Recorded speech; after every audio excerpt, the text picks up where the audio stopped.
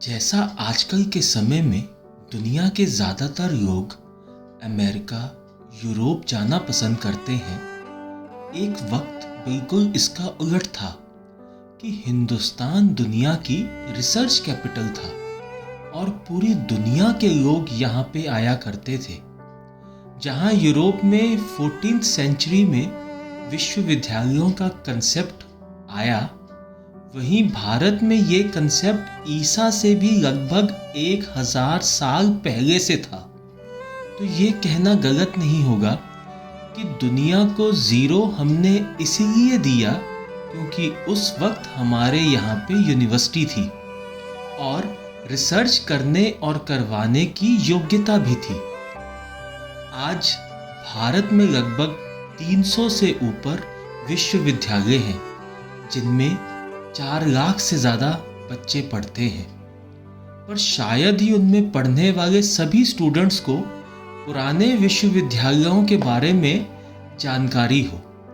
तो purple boot के इस यूनिवर्सिटी एडिशंस में मैं आपको भारत की सभी पुरानी 4 विश्वविद्यालयों के बारे में जानकारी देने की कोशिश करूंगा, जो है तक्षशिला, नालंदा, वल्लभी, विक्रमशिला। और इन सब बातों को कुछ ऐसे समझ सकते हैं कि इजिप्ट में 970 एडी में, इटली में 1088 में 1088 में, ब्रिटेन में 1096 में पहली यूनिवर्सिटी बनी। तब तक हमारे यहाँ की जो नालंदा यूनिवर्सिटी थी उस पे 2 बार अटैक हो चुका था और उसको चलते हुए 1000 साल हो चुके थे। नमस्कार, पर्पल बूट के एक्सप्लोर द अनएक्सप्लोर्ड में आप सबका स्वागत है। एक बार बनारस के राजा ब्रह्मदत्त ने अपने 16 साल के बेटे को बुलाया और उसको एक खड़ाऊ, एक पत्तों का बना हुआ छाता और कुछ पैसे दिए और कहा, जाओ बेटे, तक्षशिला और मेरा सम्मान बढ़ाओ। कुछ ऐसा रुतबा था तक्षशिला का। आज हम सबसे पहले जानते हैं तक्षशिला विश्वविद्यालय के बारे में। अगर माइथोलॉजी की बात करें तो वायु पुराण में तक्षशिला की शुरुआत का पता लगता है। तो कहा जाता है कि भगवान राम के भतीजे का नाम तक्ष था। ये उनके भाई यानी भरत के बेटे थे। तो जब भरत ने गंधर्व देश, जो आज के ज़माने में कंधार है अफगानिस्तान के अंदर, पर अपना राज स्थापित किया, तो अपने बेटे के नाम पे एक शहर बसाया जिसका नाम रखा गया तक्षशिला, जो आज पाकिस्तान के अंदर टैक्सिला नाम से फेमस है। और ये भी कहा जाता है कि तक्षशिला ही वो जगह थी जहां राजा जनमेजय ने अपने पिता परीक्षित की मृत्यु का बदला लेने के लिए प्रसिद्ध सर्प यज्ञ किया था। बहरहाल, अगर ऐतिहासिक तथ्यों की बात करें तो बौद्ध जातक कथाओं में इस यूनिवर्सिटी का कई बार उल्लेख मिलता है। 3 प्रमुख व्यापार मार्ग तक्षशिला पे स्थित थे, जिसमें सिल्क रूट भी शामिल था। तो तक्षशिला एक जंक्शन था या सेंटर ऑफ अट्रैक्शन था। तो जब सिकंदर ने 326 ईसा पूर्व पे भारत पे आक्रमण किया, तो तक्षशिला के शासक ओम्फियस, जिन्हें ग्रीक भाषा में कहा जाता है, उसने शहर को आत्मसमर्पण कर दिया या सरेंडर कर दिया और अपने सारे संसाधनों को सिकंदर के सुपुर्द कर रख दिया। सिकंदर के साथ आए यूनानी इतिहासकारों ने तक्षशिला को एक काफ़ी पैसे वाला, फेमस और अच्छी तरह से शासित करने वाला शहर बताया।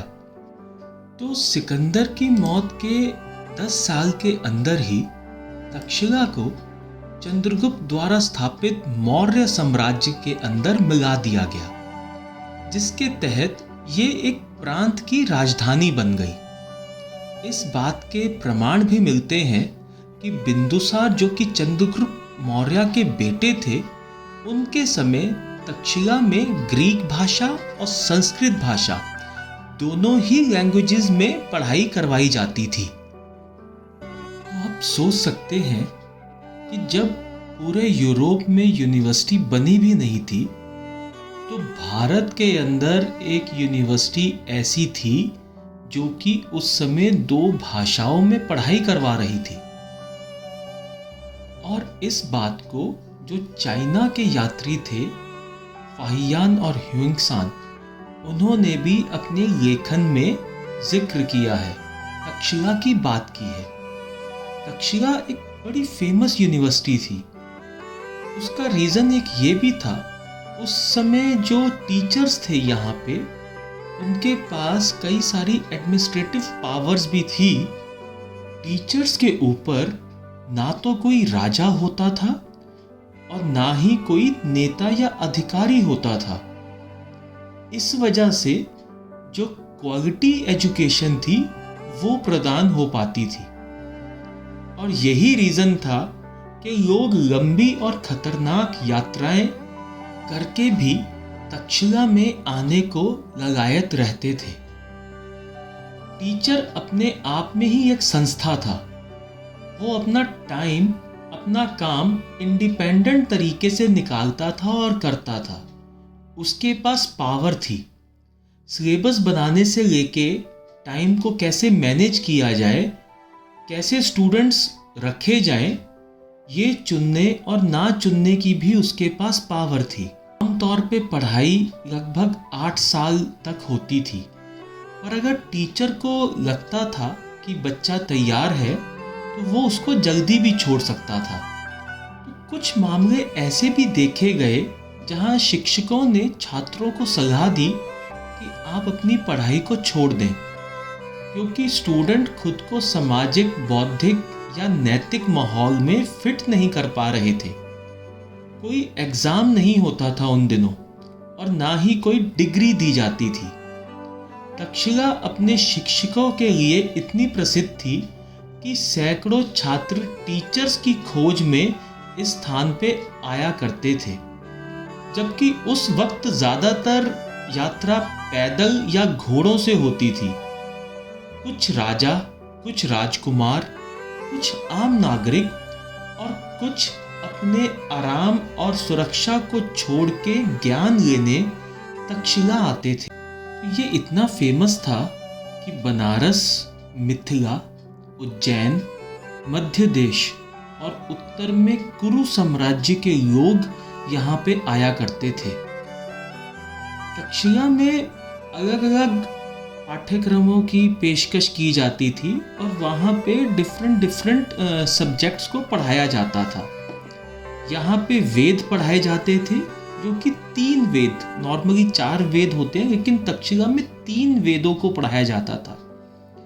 इस यहाँ पे गणित, लेखा, कृषि, वाणिज्य, मवेशी प्रजनन, बढ़ईगिरी, चिकित्सा या सर्जरी, जैसा मैंने अपनी प्रीवियस वीडियो में सुश्रुत जी के बारे में बताया है, तो उनकी दी गई सारी टेक्निक्स यहाँ पे सिखाई जाती थी। वीडियो का लिंक मैंने आई बटन पे दिया हुआ है, आप उसको भी देख सकते हैं। तीरंदाजी और सैन्य कला, तो ये भी कह सकते हैं उस समय जिन जिन चीज़ों की ज़रूरत महसूस हुई वो सब तक्षशिला में पढ़ाया गया। तो सवाल ये उठता है कि यूनिवर्सिटी चलती कैसे थी, पैसे कहाँ से आते थे? किसी भी स्टूडेंट से पैसे नहीं लिए जाते थे। शिक्षा को मुफ्त रखा जाता था। टीचर्स को भी सैलरी नहीं मिलती थी। मनुस्मृति में लिखा है कि जो टीचर पैसे लेके पढ़ाता है उसको पढ़ाने का हक नहीं है। और ये भी कहा जाता था कि जो राजा टीचर्स को सपोर्ट नहीं करता उसको भी उसके नागरिक या उसकी प्रजा अच्छी नज़र से नहीं देखते थे। इस संबंध में एक बहुत अच्छा एग्जाम्पल भी है कि अयोध्या के राजा थे रघु। उन्होंने अपना सब कुछ त्याग कर 14 करोड़ के सोने के सिक्के वरांतु के शिष्यों को दान दिए थे, क्योंकि उनके जो टीचर थे कौत्से, उन्होंने कहा था कि आप इन बच्चों को धन से मदद कीजिए। 7 किलोमीटर में बनी ये यूनिवर्सिटी संस्कृत की भी जननी कही जा सकती है। तक्षशिला के पास स्वात घाटी से ही संस्कृत भाषा की शुरुआत हुई। इस भाषा के गुरु पाणिनि इसी यूनिवर्सिटी में अध्यापक थे। तक्षशिला ने ही हमें चंद्रगुप्त मौर्य, चरक, जीवक, पाणिनि और चाणक्य जैसे विद्वान दिए। चाणक्य इसी यूनिवर्सिटी में स्टूडेंट भी थे और टीचर भी रहे। विश्व प्रसिद्ध जीवक जो थे बहुत बड़े सर्जन थे। ये 7 साल तक तक्षशिला में इन्होंने पढ़ाई की।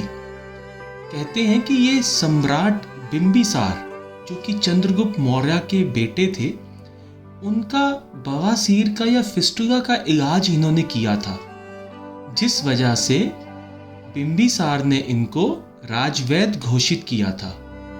ये भी कहा जाता है कि उज्जैन के राजा प्रघोत को भी इन्होंने ठीक किया था, उनको पी लिया था।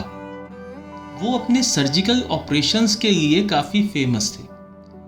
एक अमीर व्यापारी का भी एक केस लिखित में उल्लेख में आता है, जिनको जीवक ने ठीक किया था। उस समय उनको सर में कुछ इश्यूज थे, सर में बहुत ज़्यादा उनको पेन रहती थी। जीवक ने उनका सर को डाइसेक्ट किया, काटा, चीरा लगाया। उनके सर के अंदर 2 कीड़े थे, मैगेट्स थे, उनको निकाला, घाव को बंद किया, दोबारा से उसको सिला, सब चीज़ें सेट की और एक लेप लगा के, आयुर्वेदिक मेडिसिन का लेप लगा के उनको हील किया या उनको ठीक किया। इस लेवल की यहाँ पे एजुकेशन और टीचिंग्स दी जाती थी। तो सवाल ये उठता है कि ऐसा क्या हुआ कि तक्षशिला का वजूद खत्म हो गया।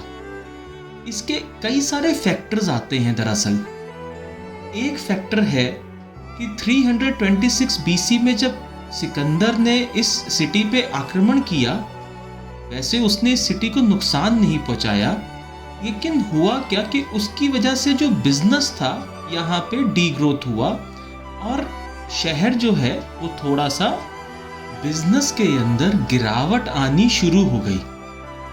उसके बाद हूण और कुषाणों ने इस सिटी पे आक्रमण किया।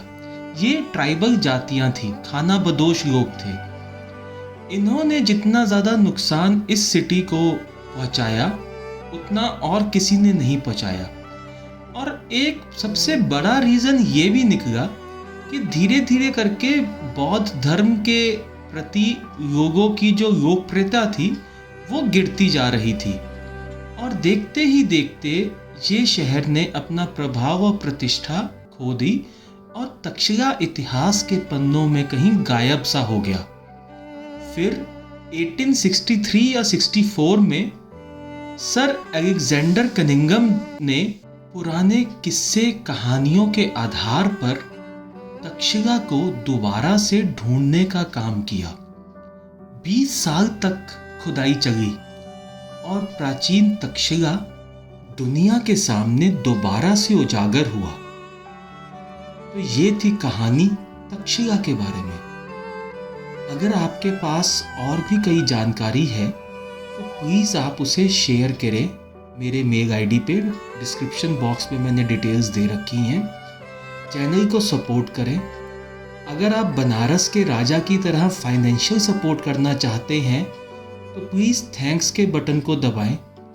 वहाँ पे जो भी अमाउंट आपको लगता है आप उस अमाउंट दे के यूट्यूब पे हम लोगों की हेल्प कर सकते हैं, ताकि हम आपके लिए आगे भी क्वालिटी कंटेंट बना पाएँ। क्योंकि पर्पल बूट की यही है राय, मनोरंजन वही जो ज्ञान बढ़ाए। धन्यवाद।